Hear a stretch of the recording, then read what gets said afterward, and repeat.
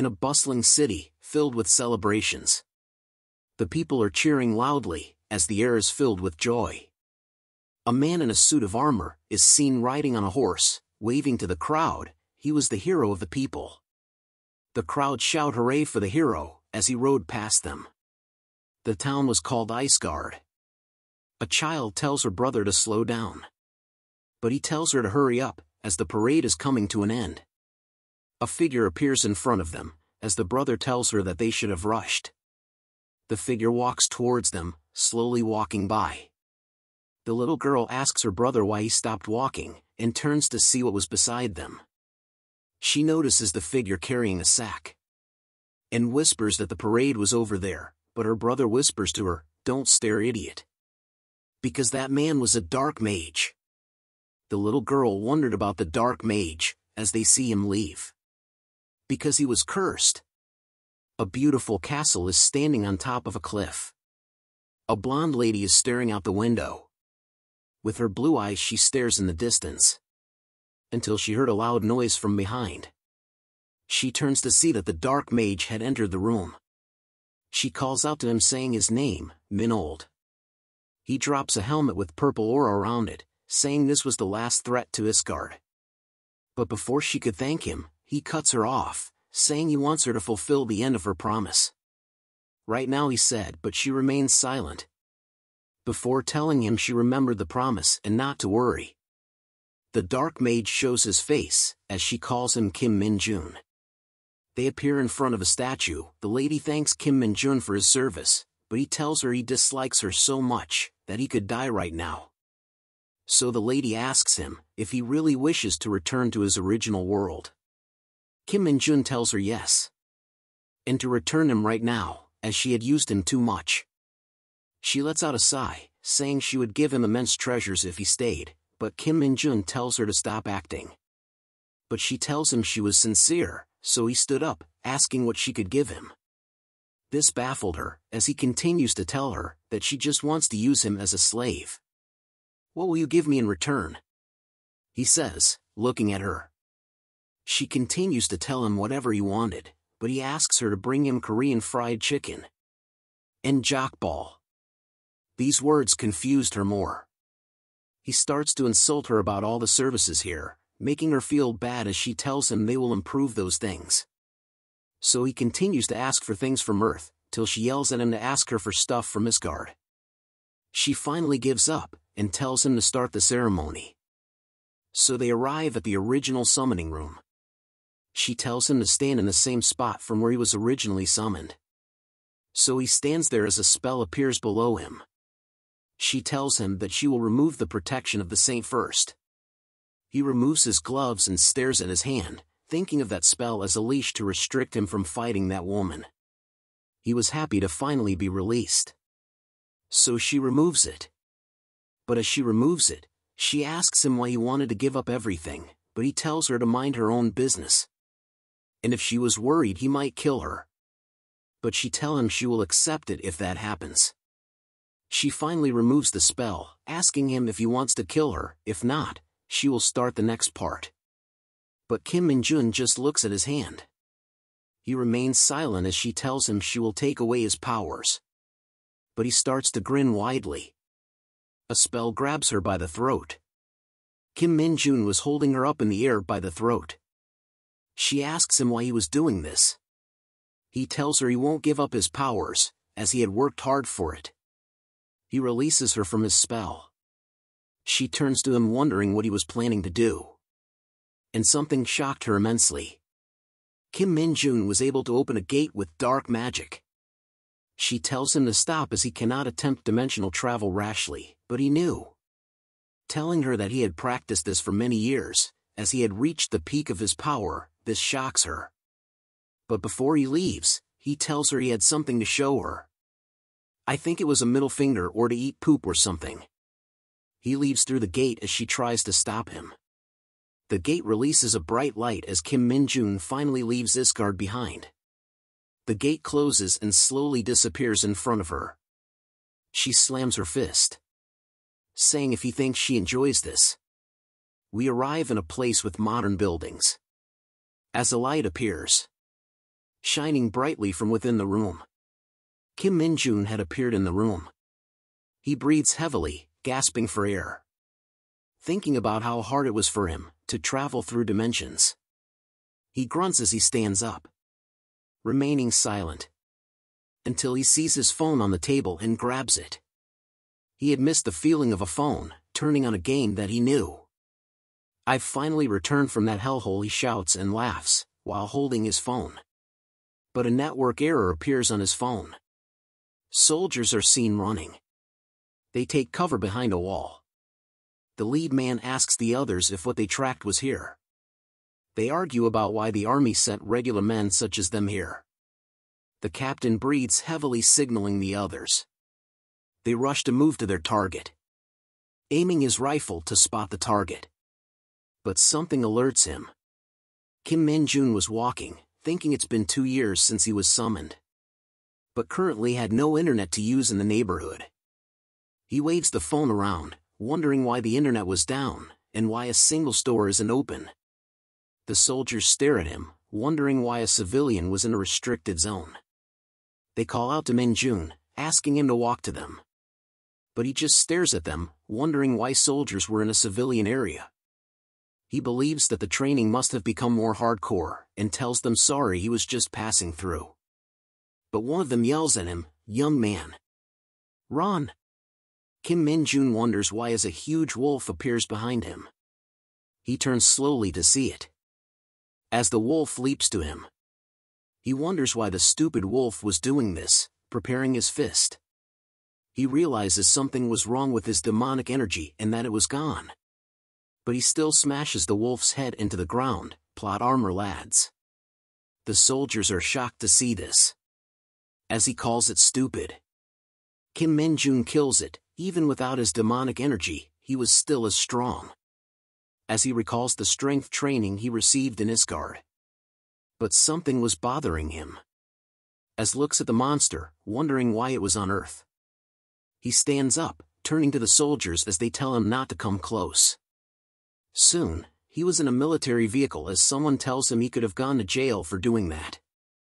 The soldier asks him if he really didn't know what was going on, but Minjun tells him he was living abroad, because he thinks that this wasn't the Korean he used to know. Monsters appeared from when he was 7 years old. The appearance of dungeons meant there were superhumans called the Awakened, who were stronger than the average people, joined the Hunter Corps and wiped every monster. So when he was summoned by the saint, Korean was in no danger. But Kim Minjun was curious if the game server was still online. If it's not, there was no point in his return. The soldier was still suspicious of him though, but he decides not to question because of what he did. Kim Minjun calls out to him, asking all kinds of questions about video games. So the soldier tells him everything he wanted to hear. He begins to explain why the situation got bad, and that it started 2 years ago because of a weird phenomenon. Dungeons started to appear more frequently. But the biggest problem was the increasing number of giant monsters. So because of that, the army couldn't resist, and since then they had come up with various methods to fight back, but they still lack members. Kim Minjun stares in disbelief. He only wanted to know about the game companies, thinking the soldier was a dunce. The soldier asks him what his age was. Kim Minjun tells him he was 21. He tells him that half his 20s will disappear due to the enlistment. Kim Minjun was surprised to learn that the enlistment period had increased to 5 years. He realizes this was trouble as he just wanted to play video games. But now he had to enlist for 5 years. A notification pings him. A message shows him his enlistment date and time. His enlistment day was tomorrow as the message came at impeccable timing. He yells at the soldier asking why there was no physical test before enlisting. The soldier tells him it was because of the lack of manpower, and that he should check at a PC cafe. Kim Minjun was happy to be back in a PC cafe. He reads a notice, and that his enlistment notice was real. Thinking that he could clear all the dungeons if he had his demonic powers from Isgard. But for some reason, he had lost it all when he returned. He decides to just play a game, deciding to solve it by himself. The next day, at the National Defense Kim Minjun had arrived with many people around. He walks through the crowd with a snack in his mouth, thinking that everyone looked depressed. An announcement calls for everyone to gather, as Minjun wonders if the army was as tough as Isgard. A voice is shouting in the building telling cadets to stand up straight. Soldiers were yelling at the new recruits in the hall. They shout at the recruits, wondering why they weren't moving forward and not repeating their words. Kim Minjun was amazed at the instructors.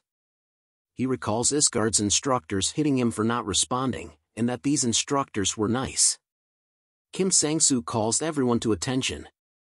He tells them to raise their hands if they want to apply to the Hunter Corps, and that the pay is 3 million won at the start and that they would be treated differently. But no one had raised their hands.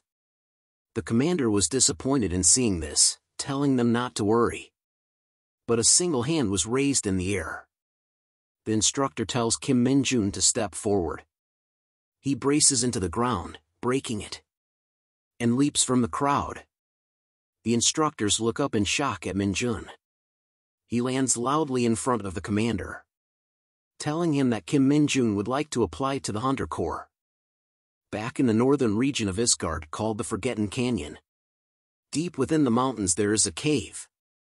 Kim Minjun was complaining about the Dark Mage job, how it was different from others because he needed to collect demonic energy from monsters, which is never efficient, unlike other mages. So he asks a question: what would be the best method for a dark mage to replenish their demonic energy and retain it? But no one replies to him. It was because everyone around him was already dead. Something appears with a heavy step, catching his attention. It was the hidden dungeon boss, Arachneist. It growls in anger, as Kim Minjun tells it why it came out so late as he was dying of boredom. Seeing its children all dead around him, the boss shrieks out loud. He looks at it, wondering if that was the answer to his question from before, but punches it in the face, telling it was the wrong answer. The boss' head was blown off in a single punch, as Kim Minjun reveals the answer: that you just needed to defeat a monster with maxed out strength. Back on Earth, Kim Minjun was invited into the office of the commander, telling him to wait here for the Hunter Corps to come. The commander tells him that he looked pretty enthusiastic and if he had any special reasons for applying to the Hunter Corps. He tells the commander he had a special interest in dungeons, which caused them to both be silent for a while. The commander and him both laughs, telling him he was pretty funny. But the actual fact was Kim Minjun was not joking. It was because the army was in charge of dungeons, making the Hunter Corps have first priority. They were a group of highly skilled individuals, who could advance in ranks as long as they proved their strength, allowing them to rank up multiple times in a short period of time. Kim Minjun believes that if he joins the Hunter Corps, he can clear most of the dungeons and get demonic energy, and while getting promoted fast in the ranks so he could recover his lost powers.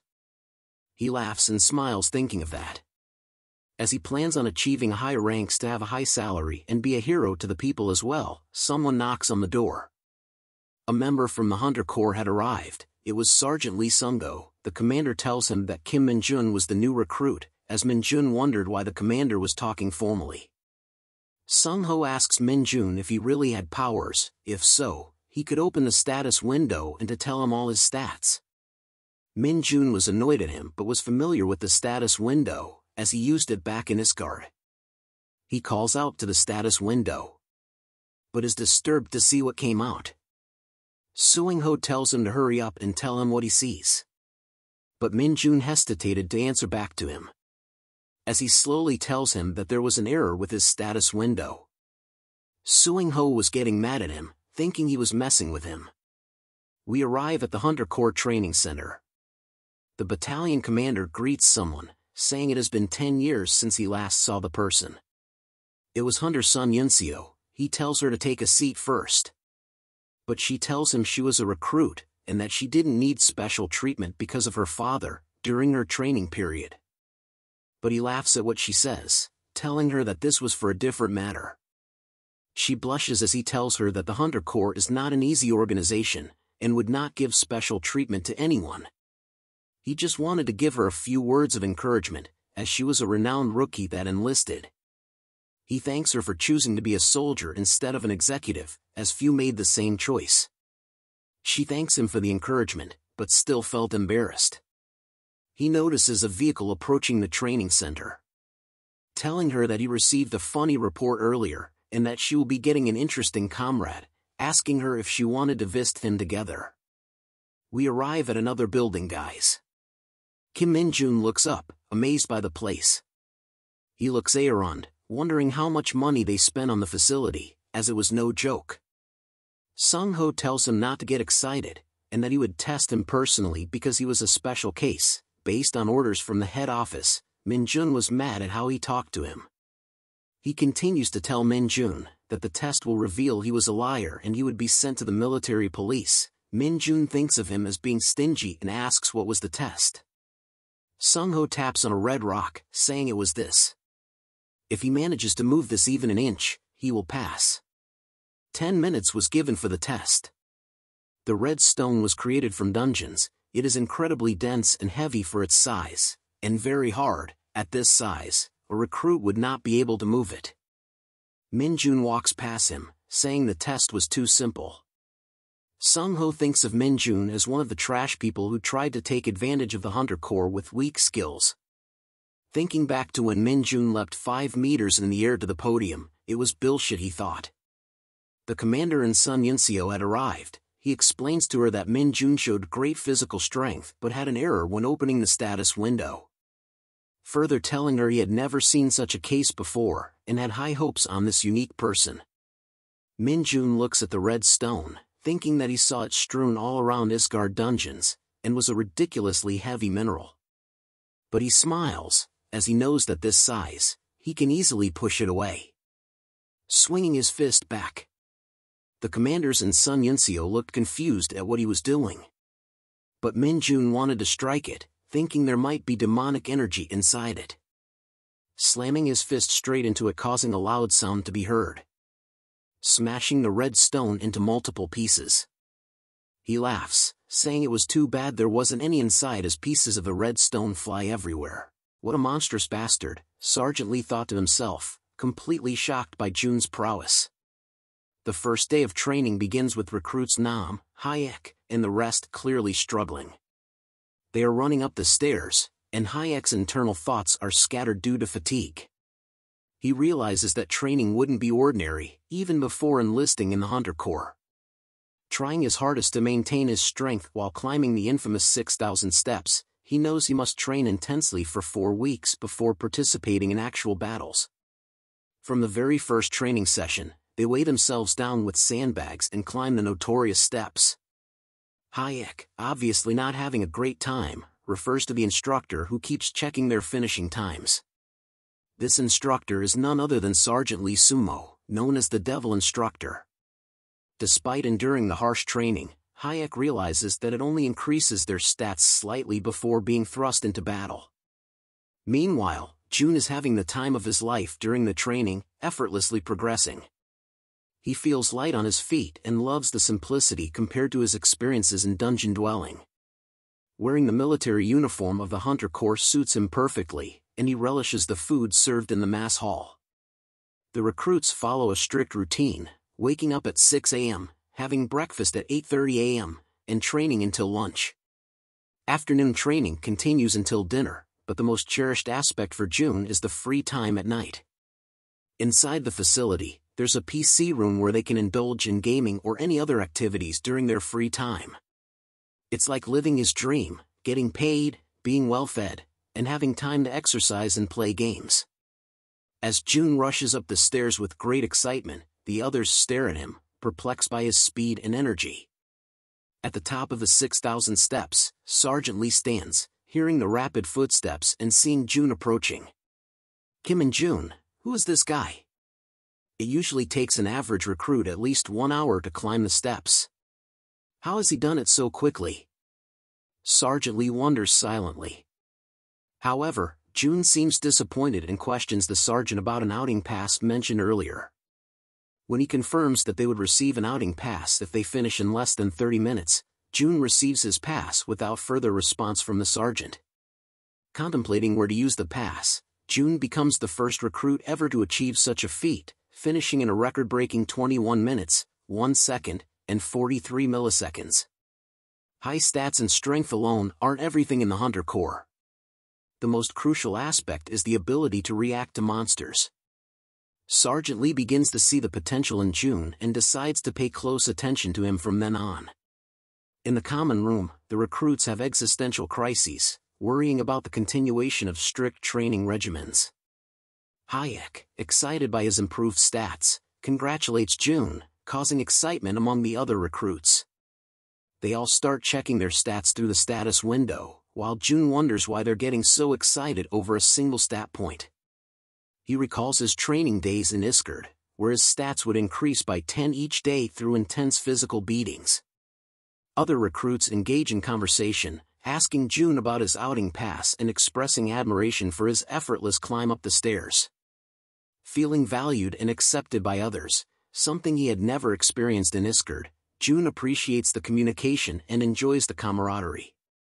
Hearing about the PC room being open, June bursts with energy and rushes towards it, eager to indulge in gaming. With 2 other recruits, he spends time in the PC room, feeling more satisfied than ever before.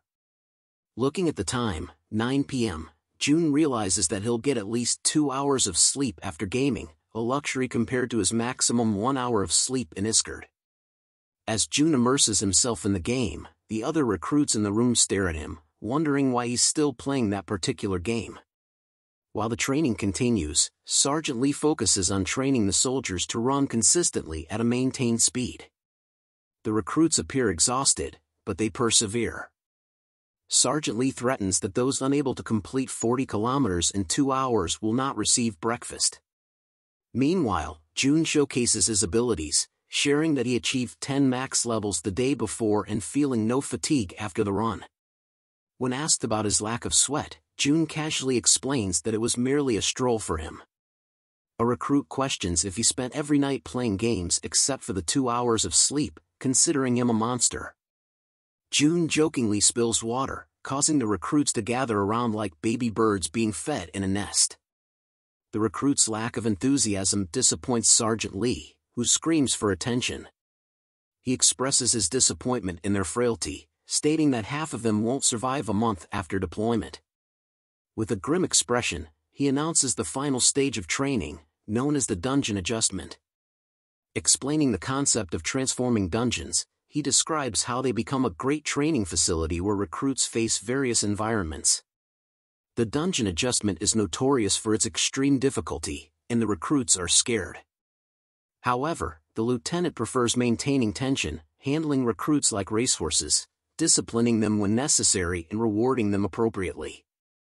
The lieutenant announces that the recruit with the highest score from this training will receive a 2-night, 3-day vacation pass. To his surprise, the recruits' reactions are dull, except for our protagonists, who couldn't be happier about the vacation opportunity. Finally, the time comes for the dreaded dungeon training to begin. The recruits are astonished by the colossal dungeon gate before them. Suddenly, an army truck nearly runs them over, stopping abruptly and stirring up dirt. The recruits then witness a group of creatures with luminous eyes confined in cages. The eyes behind the bars of the cage glared with growls that sent shivers down the recruits' spines. As their eyes adjusted to the darkness, they saw beasts with large fangs and furry skin. The cage was filled with hounds, but these were not your regular hounds. They were a bloodthirsty and absolutely terrifying breed. 2 recruits quickly sought refuge behind Kim and June, while another fell to the ground in fear. However, Minjun found them amusing and saw them as equivalent to tiny puppies, devoid of any fear. The lieutenant screamed at the recruits, questioning their fear of the hounds. He informed them that these monsters would be the adversaries they would face in the transforming dungeon during their training. This further heightened the recruits' terror. The lieutenant instructed them to form teams of 4 before entering the transforming dungeon. Their goal was to defeat at least one monster and safely make their way back out to prove their worth as valuable future soldiers to the Hunter Corps. After a brief pep talk, the lieutenant directed them to gear up, indicating they would receive special armor for the mission. Each recruit was asked to proceed one by one and pick up their Hunter Corps exclusive safety suit, also known as the Mid-2. The suit resembled a shining piece of silver armor with a tough and heavy exterior, akin to a steel chassis. However, its sole purpose was to protect its wearer. While roughly made and rigid, it was also incredibly heavy. Some recruits expressed skepticism, wondering if the Hunter Corps could have provided them with something stronger. Minjun shared their sentiment, finding the armor unpleasant due to its repeated use by previous soldiers. As the armor had cost around 50 million Korean currency to make, he requested permission from the lieutenant to remove it quickly upon defeating the hounds. The lieutenant, a stern figure, dismissed the recruit's arrogance without realizing who had asked the question. Upon recognizing it was Minjun, he reluctantly granted him permission.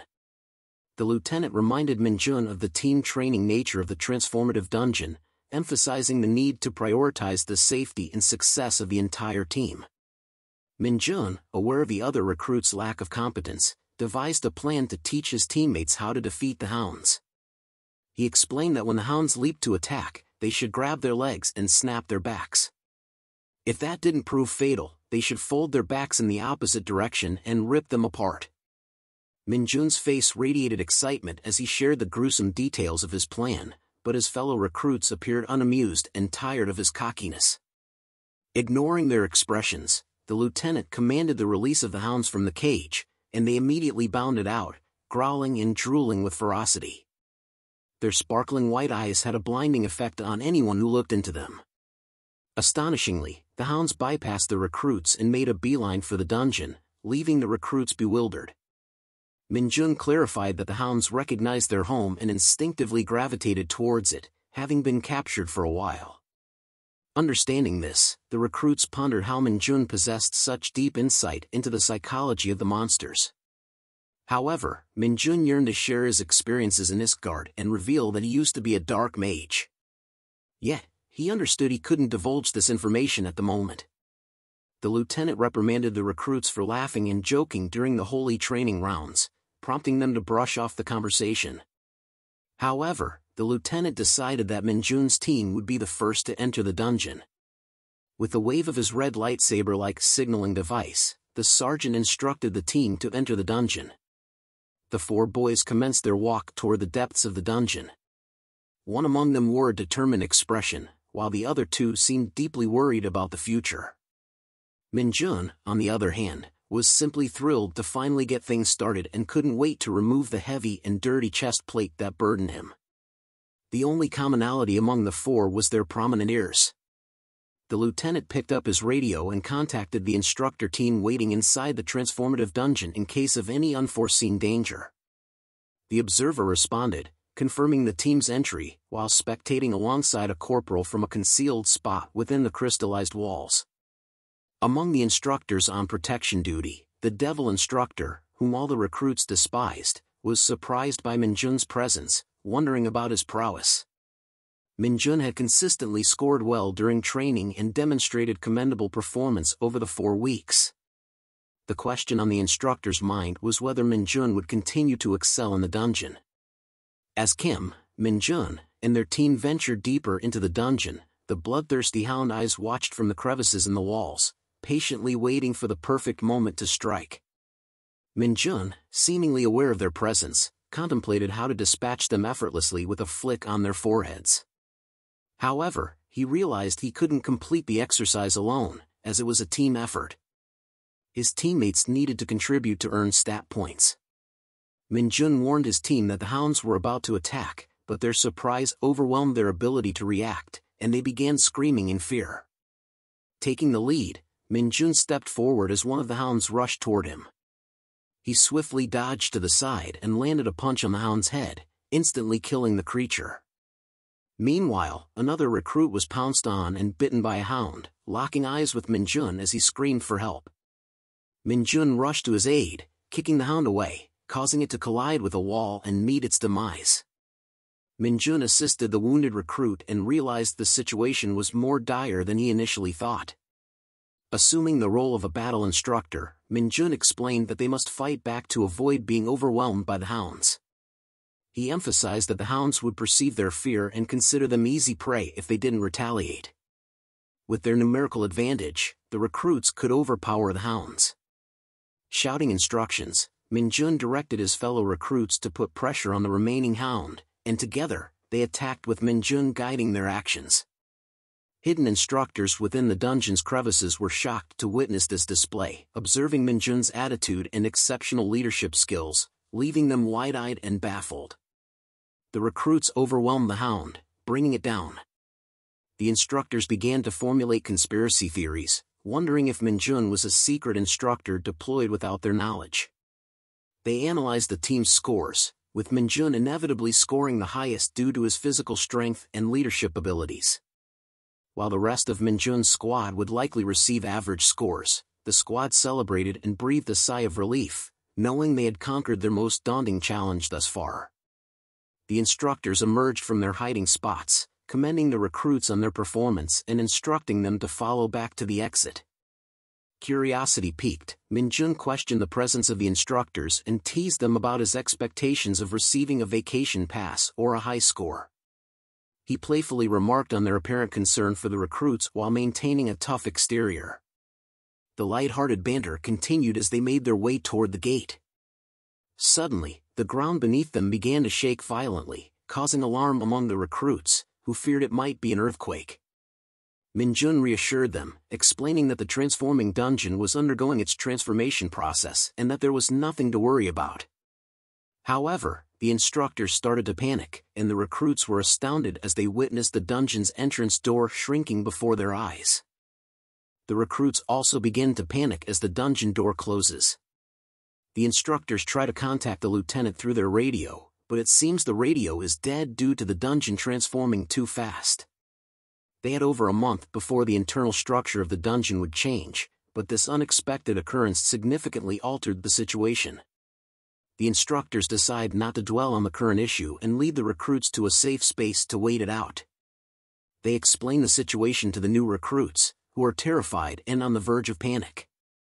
The instructors assure them that they will wait for an hour to see if the door opens, as stated in their manual.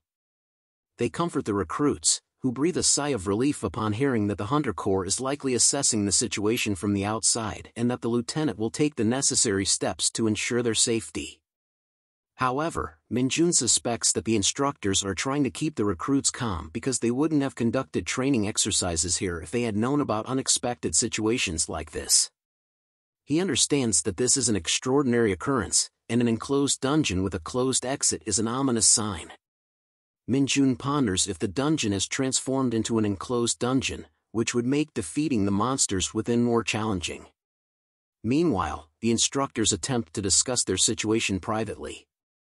In a secluded area, one instructor informs the other that the dungeon has indeed transformed into an enclosed dungeon. The revelation surprises the other instructor, who, despite being part of the renowned Hunter Corps, was unaware of this fact. The instructor proceeds to explain the workings of an enclosed dungeon, where it only occurs when an outsider enters, triggering the transformation. The only way to escape the enclosed dungeon is by defeating every single monster inside. Now, our heroes face several challenges, battling through a maze-like dungeon filled with monsters, with no external assistance available. The instructors inform the recruits about the situation, which increases their tension. With only 4 recruits and 2 instructors, they must navigate the dungeon independently, unaware of which monsters they will encounter. Unfortunately, the instructors are ill-equipped to handle an enclosed dungeon, but they must make do with their limited resources and continue moving forward. The head instructor realizes that even encountering a goblin would pose a significant threat, as it would take at least 10 minutes for him to defeat one. He contemplates utilizing the protective suits worn by the recruits as a defense, positioning them at the front while the recruits attempt to defeat the monsters. However, he wrestles with a sense of responsibility towards the recruits, considering the rigorous training they have undergone and the trust they have placed in him. Putting them in harm's way feels unfair. He dismisses the plan, unwilling to compromise their safety. Despite their fear, the recruits muster their courage and follow their instructors. However, Minjun senses something amiss and observes one of the instructors closely. The head instructor notices Minjun's concern and inquires about the situation. Suddenly, everyone's attention turns to the other instructor, who struggles to breathe and clutches his throat. He collapses to the floor, foam frothing from his mouth. Alarmed, the head instructor rushes to his aid but succumbs to the same symptoms, falling unconscious. Foam continues to emanate from their mouths. Kim Minjun rushes to check on the instructors and reassures the recruits that it's not a severe condition, they have merely fainted. Recognizing a familiar scent, he swiftly picks up the instructors and instructs the recruits to catch them. He entrusts the care of the instructors to his comrades, cautioning them not to follow him. He orders the recruits to remain near the exit, refraining from venturing elsewhere. Despite their protests, Minjun proceeds deeper into the dungeon, his anticipation growing. In his internal monologue, Minjun explains the reason behind the instructors' collapse: they were exposed to demonic energy. Unexpectedly finding such energy on Earth excites him, as it serves as a power source for dark mages like himself. As he ventures further into the dungeon, he detects the source of the dense demonic energy, heightening his enthusiasm. However, as he reaches the closest possible proximity, he discovers an empty void, devoid of any sights or sounds. Only the glow of purple crystals illuminates the enclosed dungeon. Perplexed, he searches for signs of monsters but finds none. Yet, the scent of the demonic energy leads him upward, and there, he spots a formidable opponent, a massive alpha hound radiating intense purple demonic energy. With its 4 gleaming purple eyes and menacing teeth and claws, it presents a worthy challenge that Minjun has longed for. Remembering his encounter with a dark hound during his early days in Iskard, Minjun recognizes the creature before him. Back then, he faced the terrifying beast while underprepared, nearly meeting his demise. But now, he is a seasoned dark mage and hunter, ready to confront the dark hound head-on with unwavering confidence. The creature lunges at him from the ceiling, but Minjun retaliates with a powerful punch, reminiscent of his training. The impact sends the dark hound hurtling through the air, as Minjun thanks it for the meal. The monster meets its demise. However, he soon realizes that the scent of blood was still sickening. Demonic energy was being released into the air. Minjun focuses his hand and talks about the immense amount of demonic energy that spills out after the monster's death, which made dark hounds hard to defeat. And because of its venomous blood, when normal humans came into contact with it, their skin would begin to rot. The demonic energy in the air started to gather and surge towards Minjun. His hand was seen slowly absorbing the demonic energy into his body. But Minjun smiles while absorbing the demonic energy, as all the problems that normal humans had with the dark hounds did not apply to dark mages. Thanks for watching the latest part from the voice of Manhwa. Subscribe for more content and don't forget to comment below what you want to see in the future. Like and share for more Manhwa recaps in the future.